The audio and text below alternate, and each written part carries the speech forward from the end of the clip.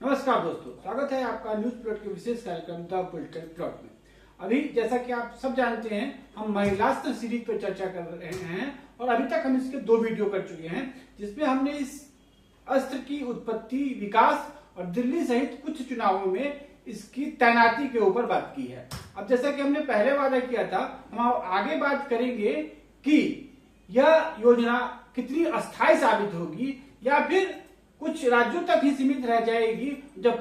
पार्टियों को यह एहसास होगा कि यह आर्थिक और सामाजिक रूप से पूरे देश को एक भारी क्षति पहुंचा रहा है, तो क्या इसके आगे तैनाती पे रोक लग सकती है। जैसा कि हमने पहले बताया था कि अब यह सिर्फ एक चुनावी हथकंडा नहीं रह गया है, बल्कि एक हथियार बन गया है और एक हथियार ही नहीं, कहीं एक दिव्यास्त्र बन चुका है। तो जिस तरह से पहले बड़ी लड़ाइयों में ही दिव्यास्त्र का प्रयोग किया जाता था और छोटी मोटी लड़ाइयां जिन्हें अन्य माध्यमों से जीता जा सकता है, वहां दिव्यास्त्र का प्रयोग करना वर्जित होता था। तो अब हो सकता है कि ऐसा एक समय आए जब पार्टियों को लगे कि अब इस दिव्यास्त्र का प्रयोग करना जरूरी नहीं है और अन्य ऐसी ताकतें भी हैं जिनके सहारे चुनाव जीता जा सकता है। हालांकि वो तो बहुत बाद की बात है, पहले हम इस बात की चर्चा करें कि अभी तक इस योजना का डिप्लॉयमेंट पैटर्न क्या रहा है और इसने किस किस राज्य में क्या क्या चमत्कार दिखाया है। जैसा कि हम आपको पहले ही बता चुके हैं, यह योजना सबसे पहले मध्य प्रदेश में शुरू की गई थी, जहां शिवराज सिंह चौहान ने अगस्त 2023 में ही अपनी लाडली बहना योजना ला दी थी। तब से लेके आज तक वहां करीब 20 किस्तें ट्रांसफर कर दी गई हैं महिलाओं के खाते में, और हम मान सकते हैं कि मध्य प्रदेश में ये लगभग अस्थायी आधार दे चुका है। इसके लिए एक बार बजटीय प्रावधान भी किया जा चुका है और मध्य प्रदेश सरकार इसको लागू करने का थोड़ा थोड़ा रास्ता खोज चुकी है। अब बात करें वहां पे ट्रांसफर किए गए पैसों की, तो इस योजना की पहली 16 किस्तों में 1250 रुपए हर महिला के खाते में ट्रांसफर किए गए और बाद की किस्तों में इस राशि को बढ़ाकर 1500 रुपए कर दिया गया। अभी मध्य प्रदेश में इस योजना के करीब 1 करोड़ 26 लाख लाभार्थी हैं। इसके बाद शुरू की गई झारखंड की मैया सम्मान योजना, इसे लाडली बहना योजना के सिर्फ ठीक 1 साल बाद अगस्त 2024 में लाया गया और विधानसभा चुनावों के पहले ही महिलाओं के खाते में 1,000 रुपए 4 महीनों तक 1,000 रुपए ट्रांसफर किए गए। पहली 4 किस्तों में महिलाओं को 4,000 रुपए मिले। इसके बाद हेमंत सोरेन सरकार ने ऐसा वादा किया था कि जब वो चुनाव जीत कर आएंगे तो इस राशि को 1,000 से बढ़ाकर 2,500 रुपए कर देंगे। तो नवंबर 2024 में वो चुनाव जीत गए। दिसंबर और जनवरी में उन्होंने इस राशि को 2500 रुपए बढ़ाकर कर दिया, अपने चुनावी वादे पे कायम रहे और वहां की महिलाओं को 5,000 रुपए, जनवरी महीने में वहां की महिलाओं को 5,000 रुपए ट्रांसफर किए गए। झारखंड में शुरू में इस योजना के अंदर रजिस्ट्रेशन थोड़ा धीमा था, क्योंकि आदिवासी इलाकों में महिलाओं को पता नहीं था, बहुत सारे ग्रामीण इलाकों में ऑनलाइन की सुविधा नहीं थी, तो रजिस्ट्रेशन थोड़ा धीमा था। इसलिए पहली 4 महीनों में इसका जो औसत वितरण है वो सिर्फ 50 लाख महिलाओं के बीच ही हो सका। लेकिन अभी इसके अंदर लगभग 56 लाख महिलाओं को राजस्थान में लाभ मिल रहा है और वहां हर महीने 1 लाख नए लाभार्थी इस योजना में जुड़ रहे हैं। अब बात करें महाराष्ट्र की लाड़की बहन योजना की, तो वैसे तो इस योजना की घोषणा 1 जुलाई को ही कर दी गई थी, लेकिन इसकी शुरुआत में काफी लेट हुआ और अक्टूबर में जाके 3 महीनों के 4,500 रुपए, 1,500 रुपए प्रति माह के हिसाब से 3 महीनों का जो 4,500 रुपए बनता था वो महिलाओं के खाते में ट्रांसफर किया गया। इसका चुनाव पे असर हुआ और एकाएक वहां पे महायुति को भारी बढ़त मिली, वो 200 से ज्यादा सीटें जीत ली। अब महाराष्ट्र की एक खास बात यह है कि इस योजना में मध्य प्रदेश, झारखंड को कुल मिलाकर कुल जितने लाभार्थी हैं उससे कहीं अधिक लाभार्थी सिर्फ महाराष्ट्र में हैं। महाराष्ट्र में इस समय करीब 2 करोड़ 35 लाख महिलाओं को इसका लाभ मिल रहा है और चूंकि हर महिला को हर महीने 1,500 रुपए दिए जा रहे हैं, तो हर महीने महाराष्ट्र के खजाने को लगभग 4,000 करोड़ रुपए की चपत लग रही है। इसके अलावा न तो किसी अन्य राज्य सरकार ने इतना बड़ा कोई वादा किया है और न ही कोई अन्य राज्य इसको लागू कर रहा है। पंजाब में भगवंत मान की सरकार ने 2022 के विधानसभा चुनावों के समय ही वादा किया था कि वो हर एक महिला के खाते में 1,000 रुपए भेजेंगे, लेकिन 3 साल बीत जाने के बाद भी पंजाब सरकार की अभी तक ये हिम्मत नहीं हुई है कि वो इस योजना को लागू कर सके। इसी तरह अगर हरियाणा की बात करें तो पिछले चुनावों से पहले वहां पे भाजपा ने वादा किया था कि वो अपनी लाडो बहना योजना के तहत हर महिला के खाते में चुनाव के बाद 2,000 रुपए भेजेंगे। अब हरियाणा चुनाव को खत्म हुए करीब करीब 3 महीने हो चुके हैं, लेकिन अभी भी वहां पे किसी भी महिला को इस योजना का लाभ नहीं मिला है। तो ऐसा नहीं है कि जो पार्टियां इसका वादा कर रही हैं उसको लागू ही कर पा रही हैं, इसमें कई सारी रुकावटें भी हैं, जिसके बारे में हम बाद में चर्चा करेंगे। यह तो हुआ इस योजना का राजनीतिक पक्ष, मगर इस सारी योजना का एक वित्तीय पक्ष भी है, वो बड़ा महत्वपूर्ण पक्ष है। तो इस मामले पे ज्यादा चर्चा करने से पहले एक बार हम मध्य प्रदेश वाले प्रयोग को ही देख लें, जो लगभग पुराना हो चुका है और वहां हमें कुछ ठोस आंकड़े मिल सकते हैं। वहां की शिवराज सरकार ने जब अपना पिछला बजट पेश किया था तो उन्होंने इस योजना को लागू करने के लिए करीब 18,975 करोड़ रुपए की राशि आवंटित की थी। इसके अलावा जब नई मोहन यादव सरकार चुन के आई तो जब उसने अपना अनुपूरक बजट पेश किया तो इसमें 465 करोड़ रुपए और ट्रांसफर किए गए। कुल मिला के मध्य प्रदेश में इस एक योजना के तहत करीब 19,000 करोड़ रुपए का आवंटन किया गया है। और चूंकि वहां हर महिला को हर महीने 1,250 रुपए दिए जा रहे थे पहले, तो जो सालाना खर्च था कोई 18,000 करोड़ रुपए के आसपास ही आता था और शिवराज सिंह चौहान ने पहले ही उसकी व्यवस्था कर रखी थी। अब चूंकि महिलाओं के इस पैसे को बढ़ाकर 1,500 रुपए किया गया है, तो पिछले वित्त वर्ष में करीब 3 या 4 महीनों में ये राशि महिलाओं को देनी होगी और उसके लिए मोहन यादव गवर्नमेंट ने जो 465 करोड़ रुपए का प्रावधान किया है वो उस राशि को पूरा करने के लिए पर्याप्त होगा।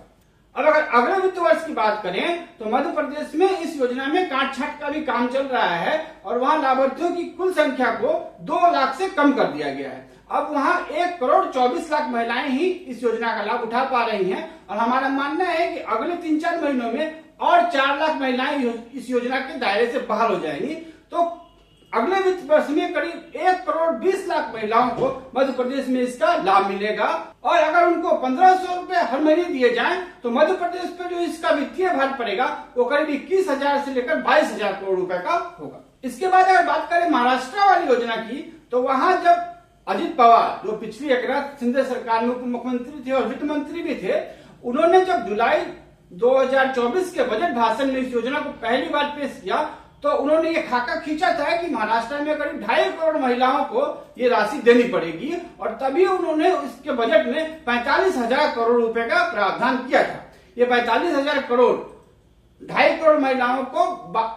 1,500 रुपए हर महीना देने के लिए पर्याप्त थे। लेकिन महायुति सरकार ने यह भी वादा किया था कि अगर वो चुनाव जीतकर वापस आती हैं तो इस राशि को 1,500 से बढ़ाकर 2,100 रुपए कर दिया जाएगा। अब अगर देवेंद्र फडणवीस के नेतृत्व वाली वर्तमान सरकार उस वादे को पूरा करती है तो अगले वित्त वर्ष में, अब इस वित्त वर्ष में तो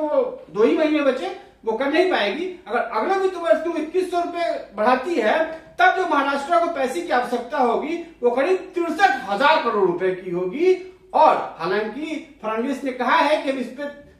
कोई निर्णय तभी लेंगे जब हम राज्य की पूरी वित्तीय स्थिति की समीक्षा कर लेंगे, और अभी तक उन्होंने इसको बढ़ाने का कोई पक्का वादा नहीं किया है। लेकिन चूंकि महाराष्ट्र में नागरिक निकायों के चुनाव अगले 6 महीने या साल भर नहीं होने वाले हैं, तो ये देखने वाली बात होगी कि वो अपने साथी दलों और अपने ही पार्टी के भीतर के नेताओं के दबाव को कैसे झेल पाते हैं और अगले वित्त वर्ष में वो 63,000 करोड़ रुपए की व्यवस्था कहां से करते हैं। इसी सिलसिले में आगे बढ़ते हुए झारखंड की बात करें तो वहां तो महिला सम्मान योजना को बिना किसी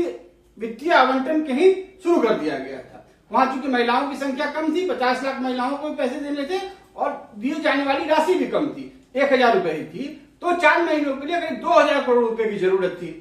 उस पैसे को अन्य विभागों के बचे हुए पैसे को ट्रांसफर करके पूरा कर दिया गया। लेकिन जब ये नई हेमंत सोरेन सरकार आई, दूसरी बार सत्ता में आई, तो उसने कहा कि इस राशि को बढ़ा के 2,500 करोड़ रुपए कर दिया। अब चूंकि इस सरकार को 4 महीने तक 56 लाख महिलाओं को 2,500 रुपए देने हैं, तो इसके लिए करीब करीब दोगुनी राशि की जरूरत पड़ेगी और झारखंड को इस वित्तीय वर्ष में 4,000 करोड़ और की जरूरत पड़ेगी। चुनाव के बाद जब झारखंड के वित्त मंत्री राधाकृष्ण किशोर ने अपना पहला बजट पेश किया तो उन्होंने 13,000 करोड़ के आसपास का सब अनुपूरक बजट पेश किया, जिसमें से 6,700 करोड़ रुपए के आसपास की राशि सिर्फ इसी एक योजना के लिए आरक्षित रखी गई है। अब पिछला जो 2,000 करोड़ रुपए अन्य विभागों से ट्रांसफर किया गया था उसको वापस किया जाए और ये 4,000 करोड़ नया जोड़ दिया जाए तो आने वाले समय में ये 6,000 करोड़ रुपए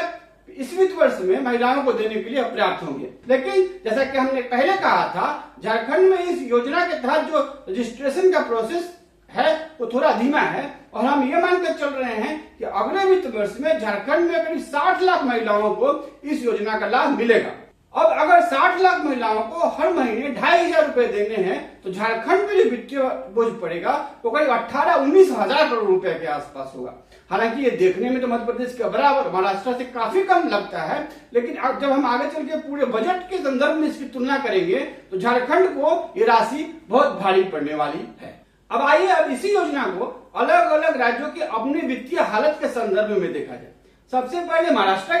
की बात करें, जो इस देश की सबसे बड़ी अर्थव्यवस्था है और वहां पिछले साल कुल राजस्व प्राप्तियां यानी कि टैक्स से जो जितना पैसा राज्य को मिलता है वो करीब 4,99,000 करोड़ था। तो आप मोटा मोटी बिठाकर मानिए कि 5,000 करोड़ था।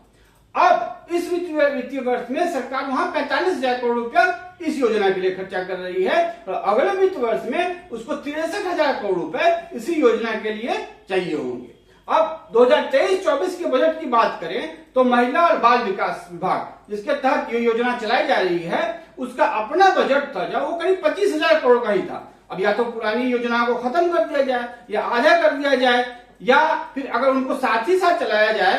तो इस एक विभाग के लिए ही राज्य सरकार को करीब 90,000 करोड़, अगर न्यूनतम माने तो 80,000 करोड़ और अधिकतम माने तो 90,000 करोड़ रुपए की आवश्यकता होगी। यानी कि उनकी पूरी आय का करीब 18 से 19% सिर्फ एक ही विभाग पे खर्चा होगा और उसमें से भी लगभग 2/3 सिर्फ एक ही योजना को लागू करने में खर्च हो जाएगा। अब अगर मध्य प्रदेश की बात करें तो अगले साल उनकी कुल आय जो है वो करीब 2,65,000 करोड़ के आसपास होने वाली है और चूंकि उसका अनुमानित खर्च जैसा कि हमने पहले बताया था 21,000 करोड़ के आसपास होगा, तो हम ये मानकर चल सकते हैं कि उनको इसी एक योजना पे अपनी पूरी आय का करीब 8% खर्चा करना पड़ेगा। हालांकि अभी भी ये बहुत बड़ी राशि है, बड़ा प्रतिशत है उनके बजट का, लेकिन अगर इसकी मध्य प्रदेश से तुलना करें तो वो काफी कम हो जाता है।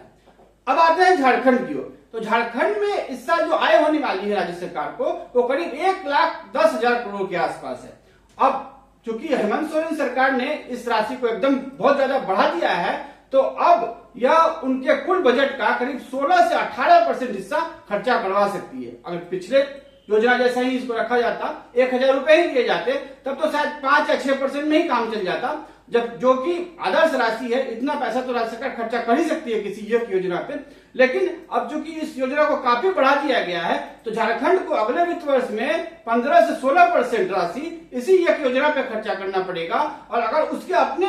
महिला और बाल विकास विभाग के बजट को देखें तो इस पूरे विभाग के लिए जो धनराशि है वो उसके पूरे राजस्व का करीब 22% होगी। अब ये देखने वाली बात होगी कि हेमंत सोरेन सरकार इसके लिए पैसा कहां से जुटाती है। तो इस तरह से जब तुलनात्मक अध्ययन करते हैं तो हम ये पाते हैं कि मध्य प्रदेश की जो स्थिति है वो महाराष्ट्र और झारखंड की तुलना में काफी बेहतर है। इसका एक कारण ये भी है कि शिवराज सिंह चौहान ने जब इस योजना को लागू किया तो उनके पास काफी समय था और काफी सोच विचार के बाद उन्होंने इसको लागू किया और वो जानते थे कि उनको कितना पैसा खर्चा करना पड़ेगा इस बजट पे। लेकिन जब महाराष्ट्र की बात करें तो वहां इस योजना को लोकसभा चुनाव में जब हार हुई राजग की, उसके बाद तुरंत फुर्त में लाया गया और ये इंश्योर किया गया कि ज्यादा से ज्यादा महिला मतदाता इसके अंदर कवर हो। अब एक बार फिर से इस पूरे योजना के राजनीतिक स्वरूप की बात करें तो मध्य प्रदेश के पिछले विधानसभा चुनाव में इस राज्य में कुल महिला मतदाताओं की संख्या 2,72,00,000 के आसपास थी। उसमें से महिला लाभार्थी करीब 1,20,00,000 के आसपास थे। तो एक तरीके से हम ये मान सकते हैं कि वहां की करीब 44% महिलाएं इस योजना के तहत कवर थी। अब महाराष्ट्र की बात करें तो वहां पे महिला मतदाताओं की संख्या करीब 4.5 करोड़ के आसपास है, 4,60,00,000 के आसपास है और इस योजना के तहत लगभग 2.5 करोड़ महिला मतदाताएं कवर हो चुकी हैं। तो वहां पे जो कवरेज है महिला मतदाताओं का वो 55% है। और अगर महाराष्ट्र की बात करें तो वो इस देश का सबसे अमीर राज्य है। वहां की प्रति व्यक्ति आय, सालाना प्रति व्यक्ति आय 2,73,000 और मध्य प्रदेश की बात करें तो वहां की प्रति व्यक्ति सालाना आय जो है वो करीब 1.5 लाख के आसपास ही है। एकदम सटीक तरीके से कहें तो 1,47,000 के आसपास है। तो अगर महाराष्ट्र में इस योजना को उसी तरीके से लागू किया जाता, उसी विवेकपूर्ण तरीके से लागू किया जाता जैसा कि मध्य प्रदेश में किया गया था, तो वहां पे जो इस योजना के तहत पात्र महिलाएं हैं उनकी संख्या 1.5 करोड़ के ऊपर नहीं होनी चाहिए थी, क्योंकि वैसे भी अगर महाराष्ट्र के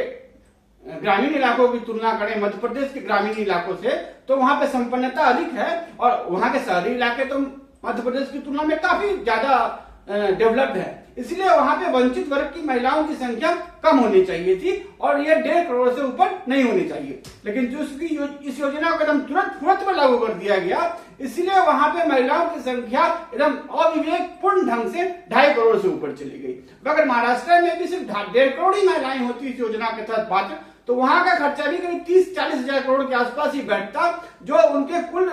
राजस्व का करीब 8% ही होता और वो भी इसको आसानी से मैनेज कर सकते थे। लेकिन मध्य प्रदेश ने जहां समझदारी दिखाई, वहीं महाराष्ट्र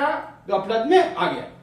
अब इसी फॉर्मूले को हम झारखंड पे कस के देखते हैं, तो वहां पे पिछले चुनाव के दौरान महिला मतदाताओं की संख्या करीब 1 करोड़ 30 लाख के आसपास थी और चुनाव होते होते तक इस योजना के अंतर्गत करीब 55 लाख महिलाएं कवर हो गई थी। यानी कि यह माना जा सकता है वहां पे 42% महिलाएं जो हैं उस योजना के तहत कवर है। अब वहां के ग्रामीण इलाकों में, खासकर आदिवासी इलाकों में जिस तरह के माली हालत है, जिस तरह की बदहाली है, वह उसको देखते हुए 42% का जो कवरेज है वो काफी अच्छा है। और झारखंड सरकार ने यहाँ पे जो फिल्टर लगाया है महिलाओं के चयन के लिए, वो काफी अच्छा है। इसलिए झारखंड सरकार अपने लाभार्थियों की संख्या कम करने में सक्षम रही थी और इसीलिए पहले 4 महीनों में उसके ऊपर कोई बड़ा वित्तीय बोझ भी पड़ा नहीं था इस योजना के कारण। लेकिन एकाएक हेमंत सोरेन सरकार ने इस राशि को बढ़ाकर 2,500 कर दिया। अब हेमंत सोरेन पे इसके लिए कोई खास राजनीतिक दबाव नहीं था। अभी हाल फिलहाल में वहां ऐसा कोई चुनाव नहीं होने जाना है जहां पे हेमंत सोरेन की अपनी प्रतिष्ठा दांव पे लगी हो, लेकिन इसके बावजूद उन्होंने इस योजना को अपने नाक का सवाल बनाते हुए तुरंत इस राशि को बढ़ाकर 2,500 कर दिया और अब उन्होंने अपनी एक फैसले के चलते पूरे राज्य की वित्तीय स्थिति को संकट में डाल दिया। अब इसी स्थिति की तुलना हरियाणा से करें तो हरियाणा में पिछले चुनाव में करीब 90 लाख महिला मतदाता थी और अगर मध्य प्रदेश जैसा ही फॉर्मूला वहां पे लागू किया जाता तो वहां पे भी लाभार्थियों की संख्या 40 लाख से ऊपर नहीं होती। तो अगर राज्य सरकार हर महिला को 2,000 रुपए भी देती तो उसका जो कुल भार था उसके बजट पे वो 10,000 करोड़ से ज्यादा का नहीं होता। हरियाणा सरकार की जो माली हालत है वो झारखंड के बराबर ही है। अगर झारखंड की कुल राजस्व प्राप्तियां 1 करोड़ 10 लाख के आसपास है तो हरियाणा की कुल राजस्व प्राप्तियां 1 करोड़ 20 लाख के आसपास है। यानी कि उनके अपने बजट पे इस योजना को लागू कर दिए जाने के बावजूद भी 8% का ही बोझ पड़ता और ये मध्य प्रदेश के समान ही होता। लेकिन फिर भी नायाब सिंह सरकार अभी भी इस मामले में काफी सोच विचार कर रही है, टाल मटोल कर रही है और संभव है कि इस योजना को अगले वित्त वर्ष में लाए और तुरंत लाए, मार्च में नहीं लाए, हो सकता है जुलाई तक इंतजार कर, हो सकता है अक्टूबर तक भी इंतजार कर ले और उसके बाद ही इस योजना को लागू किया जाए। अब अगर बात करें 10,000 करोड़ के अतिरिक्त बोझ के हरियाणा पे, तो अगले 2 साल में जो उसका ग्रोथ रेट रहा है उस हिसाब से ये 10,000 करोड़ रुपए उसके कवर हो जाएंगे और अगर अगले 4 साल तक वो 10,000 करोड़ रुपए पे ही इसको रोके रहे तो जो 8% का बोझ है वो घट के 6%, 7% और 5% के आसपास आ जाएगा अगले विधानसभा चुनाव तक और तब बड़ी आसानी से इसको कवर कर सकते हैं। तो जिस तरीके से शिवराज सिंह चौहान ने थोड़ी चालाकी दिखाई और जिस तरीके से नायाब सिंह सैनी सरकार थोड़ी चालाकी दिखा रही है, उसी तरह की चालाकी न तो एकनाथ शिंदे दिखा सके महाराष्ट्र में और न ही हेमंत सोरेन ने दिखा सके। तो एक तरह से देखें तो वैसे तो ये सारी योजनाएं शिवराज सिंह चौहान द्वारा मध्य प्रदेश में लाई गई लाडली बहन योजना की कॉपी पेस्ट लगती है, लेकिन जैसा कि कहते हैं कि नकल में भी अकल की जरूरत है, वैसे ही बाकी सरकारें शिवराज सिंह चौहान के प्रयोग को पूरी तरह समझ नहीं पाई और गणना करने में कहीं न कहीं चूक हुई। महाराष्ट्र में लाभार्थियों की संख्या बहुत अधिक हो गई और झारखंड में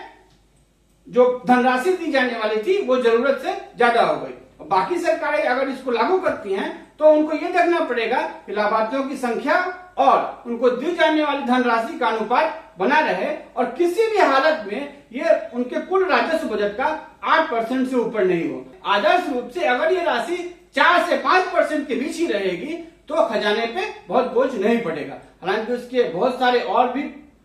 पॉजिटिव और नेगेटिव इम्पैक्ट है, उसके बारे में अभी हम बात नहीं कर पाएंगे, उसके लिए और भी आंकड़ों की जरूरत होगी। खासकर मध्य प्रदेश और झारखंड की सरकारें जब अगले वित्त वर्ष का बजट पेश करेंगी और अपने महिला और बाल विकास विभाग के लिए अपने सालाना बजट में 20% की राशि की जगह खोजेंगी, तब ये देखना बड़ा दिलचस्प होगा कि वो कहां कहां इसकी कटौती करती हैं, और तभी हमें ये पता चल सकेगा कि इस योजना का पूरे राज्य की वित्तीय स्थिति, उसके सामाजिक और आर्थिक इंफ्रास्ट्रक्चर पे इसका कितना प्रभाव पड़ रहा है। तो इसके बारे में हम चर्चा करेंगे, लेकिन शायद अभी नहीं कर पाएंगे, इसके लिए हमें 1-2 महीने का इंतजार करना पड़ेगा। और महिलास्त्र का अंतिम भाग हम आपके लिए